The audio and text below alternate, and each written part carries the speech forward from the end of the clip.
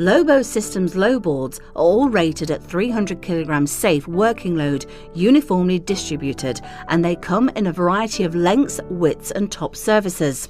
A hatchway door option is also available. Here we repeat the initial assembly process and use more trestle legs to produce a second trestle configuration. Any Loboard size can be used to suit the requirement. The Loboard, when fitted in place, should be locked in position by a small piece of round tube called a T01 and a low band coupler.